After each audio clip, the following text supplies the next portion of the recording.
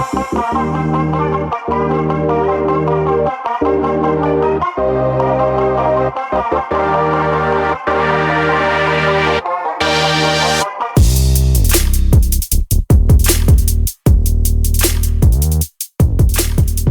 you for checking out Real Talk Personal Finance.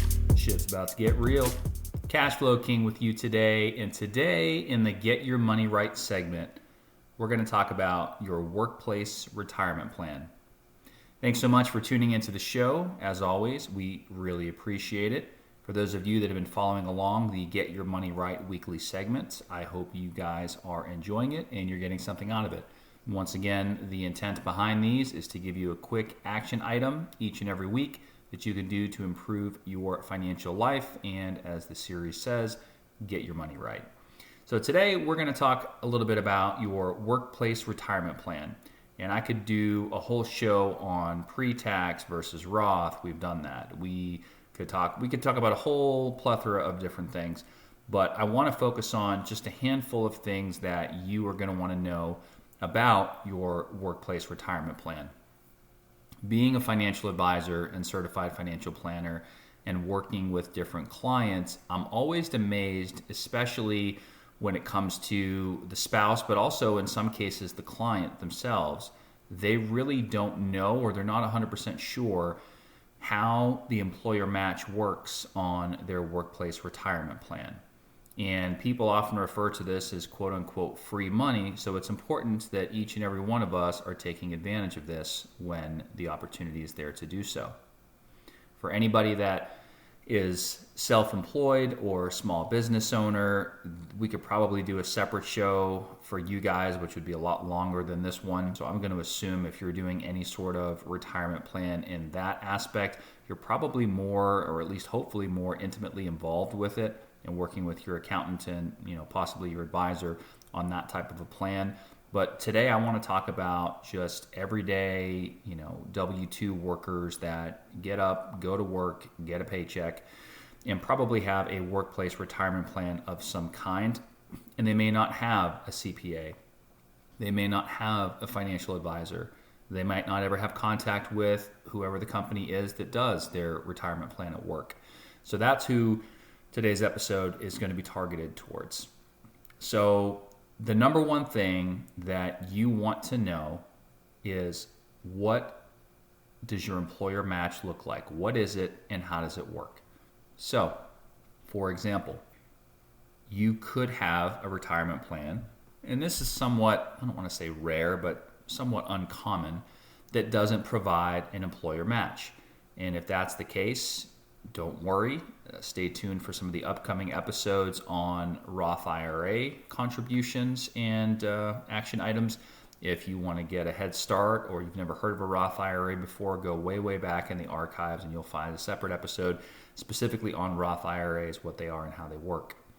But in any case, for those that do have a retirement plan at work, especially if, and most of them do, your employer provides an employer match of some kind, this is probably the number one thing that you want to know. So there's all different types of plans out there. At last check, it was somewhere around 50% up to 6%. That was the most common match. So for example, if your employer matches 50 cents on the dollar up to the first 6% of your pay, what that means is that if you're putting in at least 6% as a contribution to your account, they're going to give you half of that as an employer matching contribution. So half of 6% would be 3%. So if you choose not to contribute to the plan, or you're not contributing at least enough to get the full match, you're literally leaving money on the table. And you shouldn't feel bad about this at all. This is a benefit that your employer provides. It's a recruitment tool, it's a retention tool, and it's actually, believe it or not, factored into your overall compensation. So when they are, running the numbers and making decisions on, hiring folks and things of that nature, they, or at least they should be, looking at it from the standpoint of total compensation, and they should make the assumption that you're at least going to get the full employer match. That's actually part of your compensation. Not to mention that your employer gets a tax deduction on their contributions that they're making to your plan as well. So again, you just want to know, do we have a match? Yes or no? Most plans, the answer is yes. Okay. If we have a match, what is it? Do I get dollar for dollar match up to a certain percentage of my pay? So dollar for dollar match up to 6%, for example. Do I get a 50% match or 50 cents on the dollar up to a certain amount, say 6%? Or is it something different? And there's a lot of different plans out there. I've seen certain plans where the employer will make a contribution for somebody regardless of whether or not they participate in the plan, as long as they're eligible to participate in the plan. So that's somewhat rare. Most of the time, it's going to be a matching contribution, which means in order to get the employer contribution, you as the employee are going to have to contribute something, but you just want to know, well, what is that something? What do I need to put in to get the full employer match? And some people refer to this as matching out, where you get the employer match and then basically you move out of the plan and start doing some other types of investments. We're not going to get into that today. What we want to know is, what do we need to put in to get the full match? And we want to make sure that we're getting the full match. So in addition to knowing what that looks like, you also want to know what is the vesting schedule on those employer contributions. And the vesting schedule is just a fancy way of saying, how long do you need to work at that particular employer before the employer contributions are yours to keep if you were to leave? So anytime you're putting money into the plan, you are always 100% vested in your own contributions. So let's do a quick example. Let's say you asked your HR department and found out that, hey, my employer matches dollar for dollar or 100% on the first 6% of my pay that I contribute. Okay, great. So you put in 6%, let's say, for example, they're going to match you 6%. All right. Let's say they have a 3-year vesting period. We'll call it 3-year cliff vesting, which is basically all or nothing. You've either worked there for at least 3 years or longer and you're entitled to keep all of the employer money, or you've worked there for fewer than 3 years in this example, at which point you would not be able to keep any of the employer money. However, in either scenario, the money that you put in, your 6% out of your own personal paycheck, is always going to be yours to take with you when you leave. So a lot of times people say, well, there's a 3-year vest on the employer matching contributions. I think I'm only going to be here for a year. I don't want to, quote unquote, lose my money if I put it in the plan, so I'm not going to contribute. And they don't put anything in. And then 5 or 10 years later, they're still there and they're still not putting anything in. Okay? You don't want to be one of those people. So you're always vested in your own contributions. You're always going to get those back, regardless of whether or not you're entitled to keep the employer contributions. A lot of plans today, not all, but it's fairly common for the vesting to be immediate, meaning that you contribute to the plan, your employer gives you a matching contribution, whatever that looks like, and from day one, you are entitled, once that money hits your account, to keep those contributions if you were to leave. Again, it's a recruiting tool, it's a retention tool. The shorter that vesting schedule, the better. In an ideal world, you want that vesting schedule to be immediate. It's not always going to be that way, but in more and more plans, we're seeing that happen these days. So, quick recap so far. What's the employer match, if anything? What do I get? And then number 2, what's the vesting schedule? How long do I need to work here to keep it? All right. Now, there's a couple other features that are somewhat becoming more and more common in a lot of these plans, especially if you're a new employee. The first one is automatic enrollment. This is when you go to work for a particular employer and they will automatically, as the name says, enroll you into the retirement plan at a certain percentage contribution. And this can vary. This is generally a good thing. However, you want to be careful, because just because you see something coming out of your paycheck because you are automatically enrolled in the plan, that doesn't necessarily mean that you are getting the full employer match. So I'll give you an example. Let's say that you work for an employer that gives you a 50% match or 50 cents on the dollar, same thing, up to the first 8% that you contribute. So if you put in 8, you're getting half of that from them. You're getting 4 from them. Okay? Now, let's say that you are automatically enrolled into the plan. You're a new employee, but the automatic enrollment contribution rate is only 3%. And you never make any changes. What that means is that you would be getting half or 50% of that 3% contribution that they automatically enrolled you at. So you would only be getting a 1.5% contribution from your employer. You wouldn't be getting the full 4% as though you were contributing 8%. So once again, in that example, you're leaving money on the table. So auto enrollment is good, but you want to make sure if you're a new employee at an organization and they have automatic enrollment, that they are enrolling you at a contribution rate that is getting the full match. If they enroll you at an automatic enrollment contribution rate that is not getting the full match, then you want to go in and manually adjust it so that you are contributing at least enough to get your full employer match.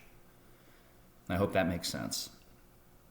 The next thing that's somewhat related to this, and oftentimes these two things are done in conjunction, is what's called an auto escalation feature.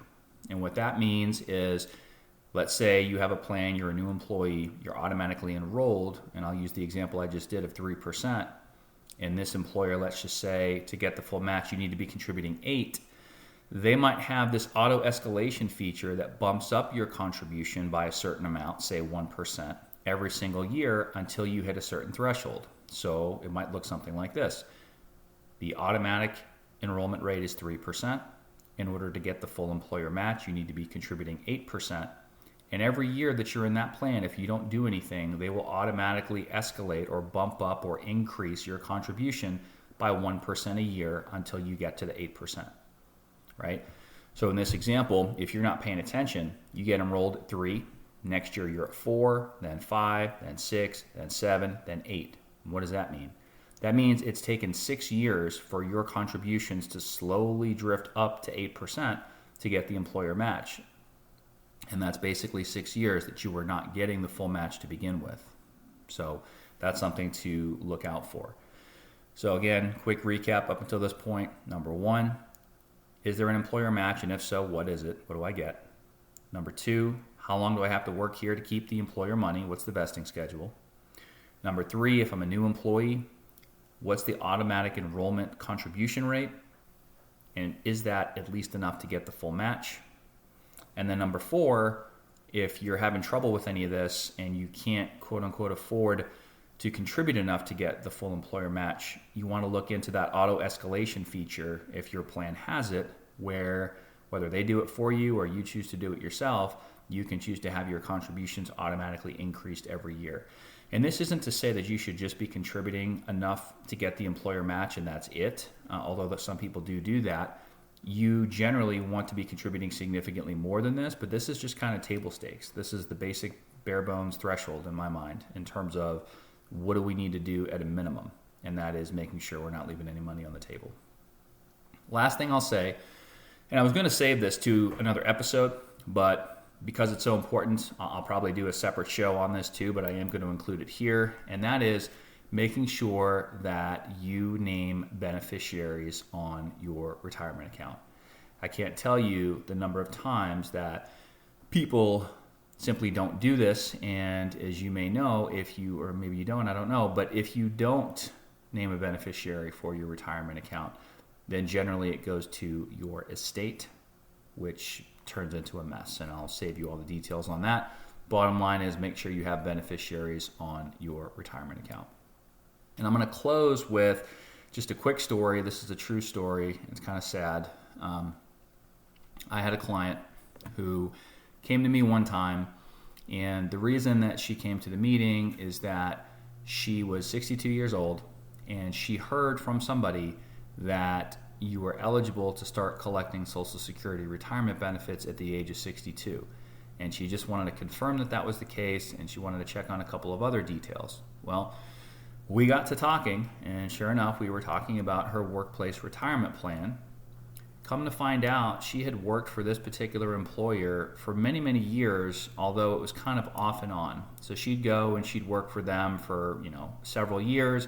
Then she would leave and do something else for a little while. Then she'd come back and work for them again. And she told me that every time she did this, she always cashed out her retirement plan, or at least she did the first time, that the longest stretch she had with them. And then when she came back, she actually, in a couple different cases, wasn't contributing at all to the retirement plan. So she was getting the match on the first stretch. I think she was there for maybe 8 years, something like that. And then she would go away, come back for a couple years. And again, it was off and on. But after she cashed her account out, including the employer match when she was initially contributing, and she came back, she wasn't contributing at all, which obviously means if she wasn't contributing at all, that she was not getting the employer matching contributions. And I think she said her employer at that time was matching kind of close to the example that I gave, which was 50% up to, I believe it was the first 8% of contributions. So it's not like she didn't know this. She knew this because she was doing it on her first stretch with them. But then again, the subsequent time she came back, she wasn't contributing anything at all. So she came in to, again, ask about Social Security retirement benefits and collecting early. Come to find out, she mentioned to me that she was getting, a little bit older, obviously 62, and her job was somewhat demanding from a physical standpoint. And it was almost to the point where she couldn't physically perform the tasks of her job anymore, and she was thinking about retiring early. Again, 62 it's debatable whether or not that's early, but earlier than your, quote unquote traditional retirement, earlier than being able to collect your Social Security benefit at full retirement age. I don't want to make this a show about Social Security, but the point is, she came for one particular reason, to verify and confirm some information. And even though she knew about her workplace retirement plan and the match that was part of that plan, she chose in her subsequent stints with that employer to not contribute at all, and she did not get the employer match on those subsequent rounds of employment. Needless to say, had she done that, had she contributed, she would have obviously had some additional funds, and then also she would have had some employer matching contributions, and it probably could have made the transition for her a lot more feasible. And so when we ran some numbers based on her situation and collecting Social Security early and based on the rest of her resources, it was not looking good. And I think, again, she wouldn't have been a billionaire because of this, but had she kind of, done the action item that we're talking about this week, which is make sure you're getting your fucking full employer match if your employer has a match, had she done that and continued to do that and didn't cash her account out early, she probably would have been able to retire. Instead, unfortunately, she wasn't able to, financially speaking, to retire, and therefore she had to continue to work in a very physical job even when her body was pretty much on its way out as far as being able to continue to do the job. And it just was a really, really sad, a sad interaction, I guess you could say, that happened there. So anyway, please don't end up like that. Please contribute to your workplace retirement plan, at least to the point of getting the match, and hopefully then some after that, because your older self will certainly thank you. All right, that's all I got today, guys, on the workplace retirement plan. Actually, no, there is one more small thing here. If you want sort of the Cliff Notes version of the rules and benefits and the ins and outs of your retirement plan, most plans out there will have what's called a summary plan description, or an SPD, which stands for summary plan description. You can typically request that either from the retirement provider themselves directly or from your human resources department, and it will kind of outline the different features of the plan. It should have most, if not all, of this information and then some in there. What is the match? How does it work? What's the vesting schedule? What are the investment options? What are the fees? Is there auto enrollment? Is there auto escalation? All those sorts of things should be in the summary plan description, and there should be some additional information about some other items in there as well. So hopefully you found this helpful. If you're already getting your full match at your workplace retirement plan, that's great. I would certainly encourage you to encourage others that you work with and talk with them about, the retirement plan. And you can, it's up to you, but you can strike up a conversation with them. Hey, what do you think about our retirement plan here? Hey, however you want to do that. And you probably will be shocked to find out that there's a lot of people that probably don't know what the match is. They might say, oh, I'm only putting in, 5%, or I'm putting in, whatever. Maybe they're not contributing at all. Not that you want to get in everybody's business. Obviously, you don't want to go to your boss and be like, hey, how much are you putting in your retirement plan, right? But, your coworkers and friends at work, you might want to strike up a conversation with them and just make sure you can kind of be a good resource for those around you that, in an effort to get your money right, you might say, hey, one of the things I'm doing this year in 2024 is just trying to get my finances in order. And, I just wanted to make sure I was getting the full match on the retirement plan here at work. So, you could just share with them a little bit about what you're doing, and you don't really have to ask them anything directly, and just kind of see what their reaction is, see what their response is. And they might say, oh, that's great. I max out my plan, or, oh yeah, that's great. Or I really need to look into that. What is the match here? Maybe they don't know. Right? So just try to be helpful to other people. That's the goal of this show anyway, is to try to share some seemingly basic information that a lot of people I think just need, like I said in the intro episode of this. And so, that's what this week's episode is all about. So again, your takeaway here, if you have a retirement plan at work, what's the match? What's the vesting schedule? And do I have my beneficiaries up to date? That's it. All right, guys. We will see you in the next episode. Check the mic and make sure it sound right, boys.